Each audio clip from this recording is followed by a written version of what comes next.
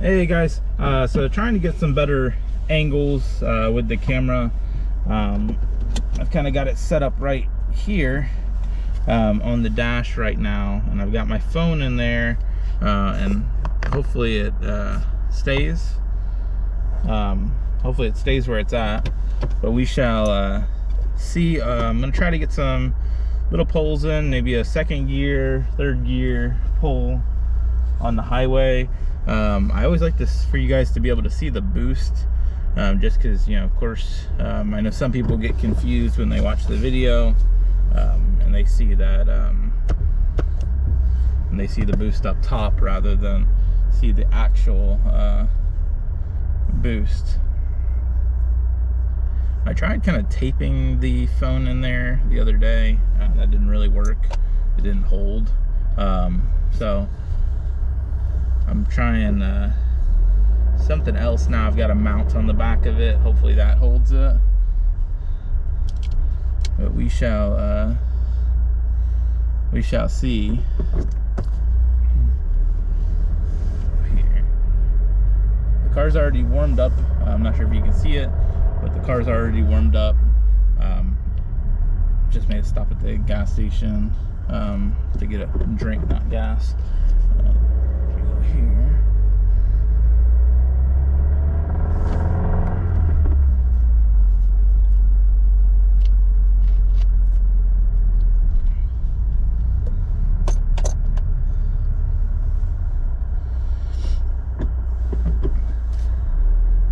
So you guys know, so I've got the ETS intake. I've got a Perrin race mount. It's a 95 diameter. So it's one of the kind of the most intense one they sell, and that's kind of what makes the car a little noisier. You hear the engine a little bit more than you would if I didn't have that. So I'm gonna do a quick little second gear pull real quick.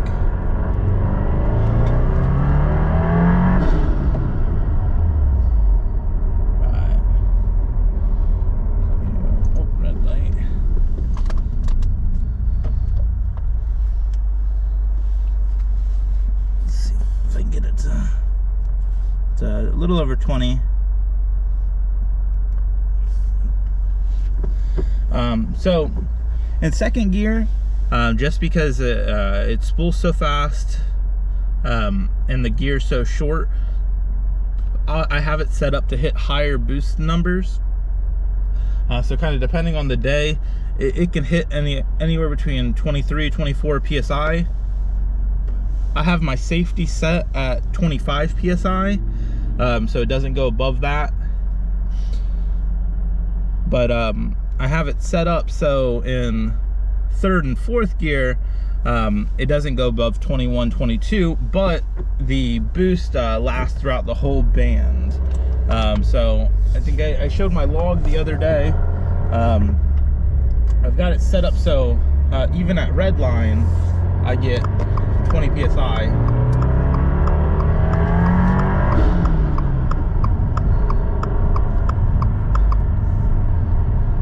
It's a 45 zone, so I'm just kind of waiting to get onto the highway.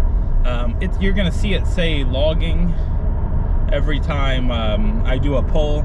So basically the way the JB4 is set up, you can have it set up one of two ways. So you can have it set up so every time you do a pull, when you hit 100% throttle, that it'll automatically log, or you can have it set up so you have to click start logging. Either way is perfectly fine. I like it so if I do a pull and I have a nice boost number, I can go back in there into that boost number and check out my AFR and kind of see how everything's running. And that's always something I like to look at personally, just because I want my AFR in a certain range, as most of us do, and you know, being able to pull up after a log, pull up my AFR is a nice thing I'm able to do when I have the auto logging feature on. So for me, I'm probably gonna keep that on. All right, so we're in 3rd gear, a little under 30. All right, and we're gonna jam on it.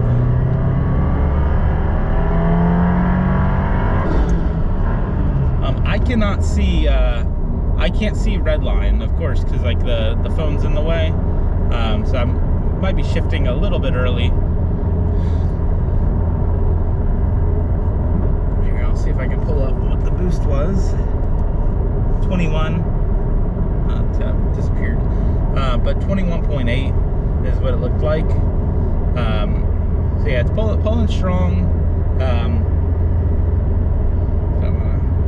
My commute's kind of weird. So basically, I hop on the highway, get up to speed, get to essentially the first exit, and then I hop back off the highway, and then I take the city streets. It's just faster to do it that way rather than stay on the highway, because the highway further down towards where my actual exit would be is more congested.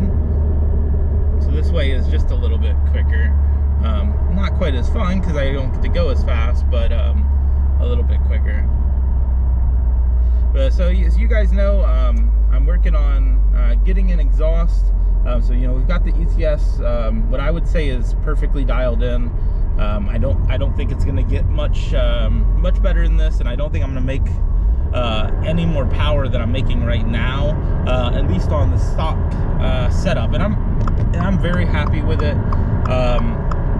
I think I was telling you guys the other day I did a poll, and I did 30 to 70. So when I got my JB4, I did a 30 to 70 poll, and you know, I was in map 5, you run an E30, and it took me 5.8 seconds. I don't know what the stock card, how long it takes the stock card to do that, but it took me 5.8 seconds. And then after all my adjustments, the ETS intake, I dropped from 5.8 seconds to 4.7 seconds. So 1.1 second faster. And to me, like I said, that's pretty significant. That's also telling that the adjustments you're making are making a difference.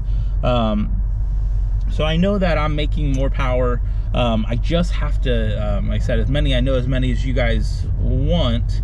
I just have to figure out a timing to get to the dyno, because basically the dyno is relatively close to my office. It's just, they're open 9 to 5 Monday through Friday, no Saturdays, and I work 8 to 6, and I also work and then I work remote on Saturdays. So I work 8 to 6 in office Monday through Friday. So it's just a little bit tough to get that particular part handled. I wish, I said not their fault, but I wish they had a little bit more accommodating times for the dyno.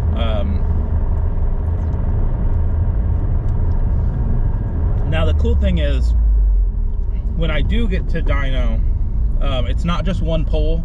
Basically, you pay $150, and you essentially own the dyno for an hour, of course minus setup. So let's say setup takes 10-15 minutes. So I'll have basically 45 minutes on the dyno where I could do as many poles as I want. I don't know, and I said I've never dynoed a car before, so I don't particularly know how many poles that is, but let's say 2 or 3. That's still pretty cool. There's a couple people on both Reddit and YouTube that have dynoed their car. Canadian Burger, I think he was at 274 to the wheels on 93 completely stock, and then you had I think another YouTuber, Dark Wolf Hobbies. His tune was still really rich, which he's fixed since then, so he believes he has a lot more power. But they had a dyno at Subi Fest. So he did a pull on the dyno at Subi Fest, and stock, he was stock with the JB4, and I believe he was running E30. I don't know how long he had been running E30, because it's shown that it takes a few runs to actually get the performance aspect from it. I know it sounds weird, but Prime Motoring showed that it took 3 or 4 runs on the dyno before the E30 really started like making a difference in power, significant power. But he did 260-288, so really close to that 300 wheel torque number. I'm very confident. Like I said, and I could be wrong, but I'm very confident that this tune, as dialed in as it is, I will hit. I know I'll hit 300 wheel torque, and it will be very close on. I have a feeling it'll be very close on the horsepower aspect of things. Just because, like I said, this car is about as dialed in as you can get. I've been back and forth with Burger Tuning for weeks, working on my tune, making sure everything was right. The AFRs were where I wanted them to be, and I got them to where I wanted them to be, but I got them to the 11.5 to 11.8 range. But I guess with the mods I have and the size of the turbo, it was just a little too rich, where I wasn't making the full car's potential. So we made some adjustments, and I brought the AFR up to the low 12s, low to mid 12 range. We're still very safe, but low to mid 12 range. And once I did that, instantly,